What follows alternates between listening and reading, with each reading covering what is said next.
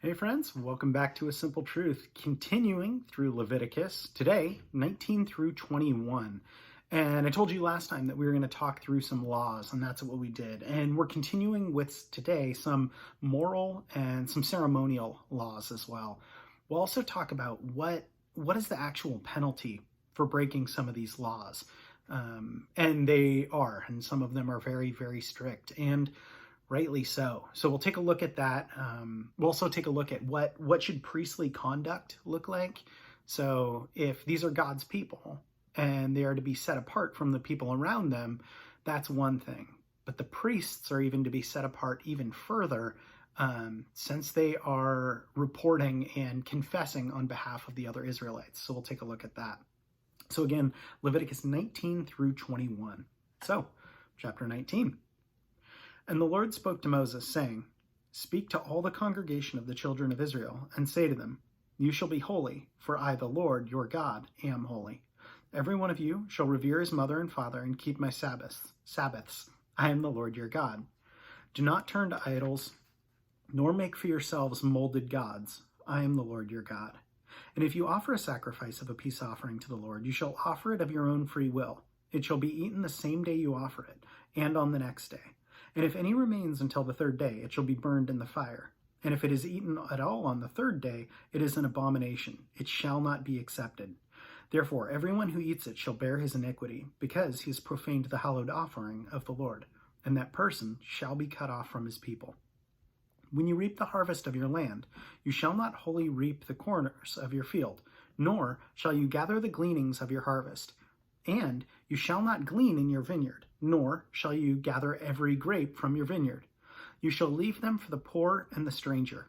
I am the Lord your God. You shall not steal, nor deal falsely, nor lie to one another.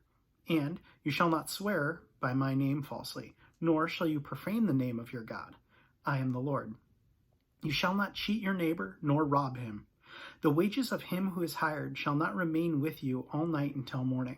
You shall not curse the deaf, nor put a stumbling block before the blind, but shall fear your God. I am the Lord. You shall do no injustice in judgment.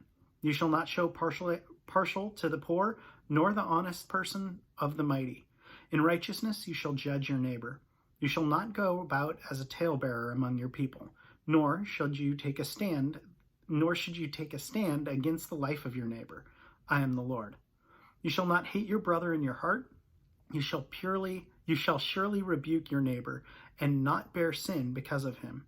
You shall not take vengeance, nor bear any grudge against the children of your people, but you shall love your neighbor as yourself. I am the Lord. You shall keep my statutes. You shall not let your livestock breed with another kind. You shall not sow your field with mixed seed, nor shall a garment of mixed linen and wool come upon you. Whoever lies carnally with a woman who is betrothed to a man as a concubine, and who has not been at all redeemed, nor given her freedom, for this there shall be scourging. But they shall not be put to death, because she was not free. And he shall bring his trespass offering to the Lord, to the door of the tabernacle of meeting, a ram as a trespass offering. The priest shall make atonement for him with the ram of the trespass offering before the Lord for his sin which he has committed, and the sin which he has committed shall be forgiven him.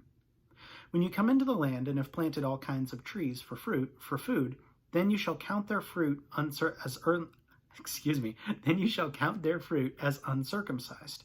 3 years it shall be as uncircumcised to you. It shall not be eaten.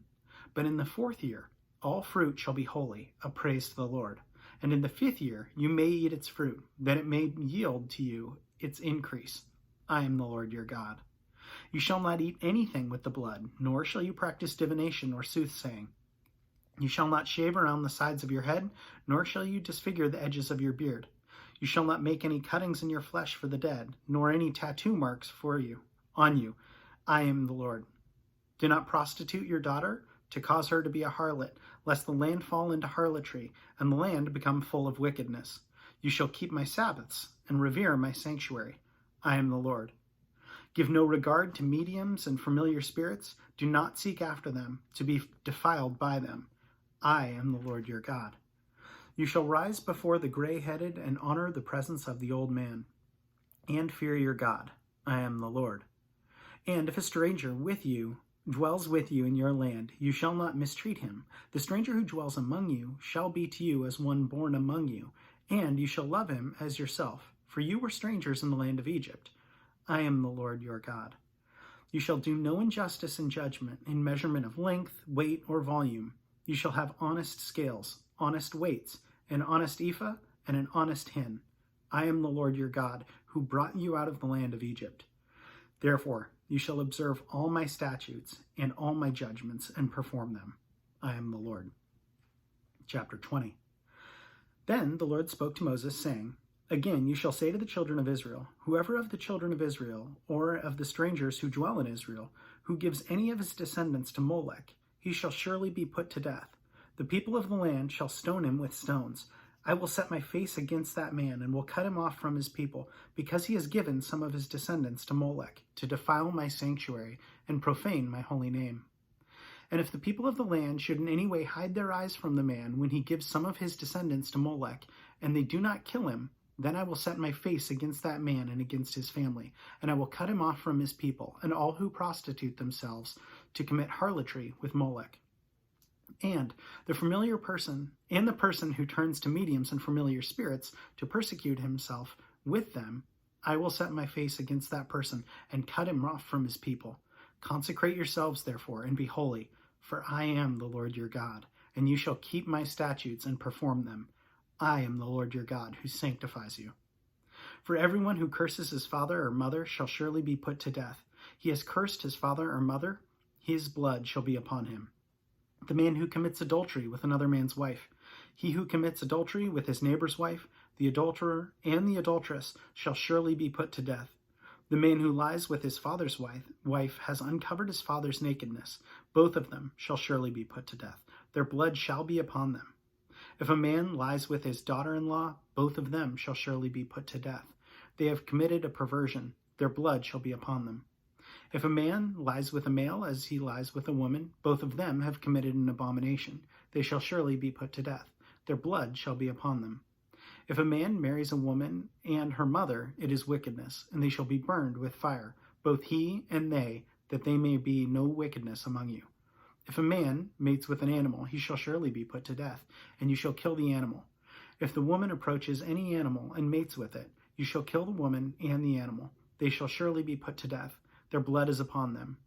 If a man takes his sister, his father's daughter, or his mother's daughter, and sees her nakedness, and she sees his nakedness, it is a wicked thing, and they shall be cut off in the sight of their people. He has uncovered his sister's nakedness. He shall bear his guilt.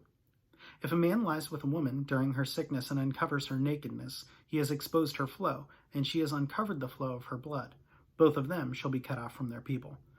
You shall not uncover the nakedness of your mother's sister, nor your father's sister. That would uncover his near of kin. They shall bear the guilt.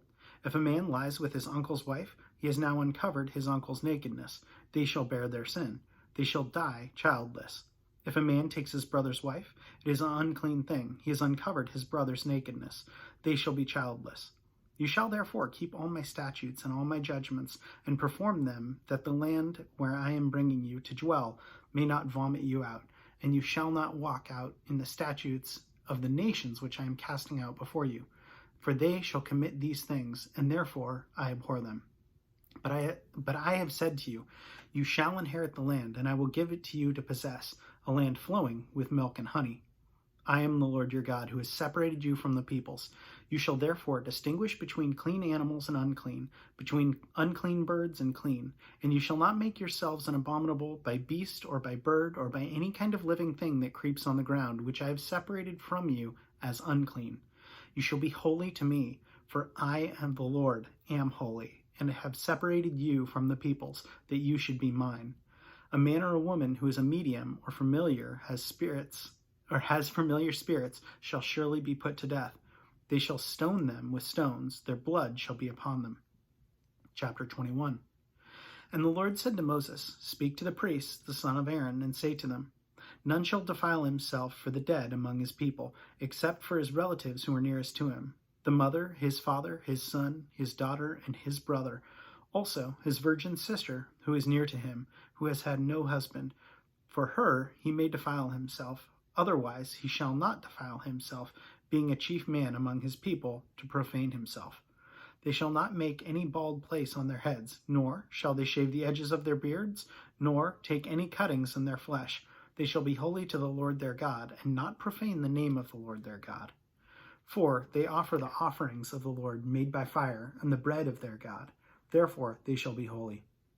They shall not take a wife who is a harlot or a defiled woman, nor shall they take a woman divorced from her husband, for the priest is to be holy to his God. Therefore you shall consecrate them, for he offers the bread of your God. He shall be holy to you, for I, the Lord, who sanctify you, am holy. The daughter of any priest, if she profanes herself by playing the harlot, she profanes her father, and she shall be burned with fire. He who is the high priest among his brethren, on whose head the anointing oil was poured, and who is consecrated to wear the garments, shall not uncover his head, nor tear his clothes, nor shall he go near any dead body, nor defile himself for his father or his mother. Nor shall he go out of the sanctuary, nor profane the sanctuary of his God, for the consecration of the anointing oil of his God is upon him.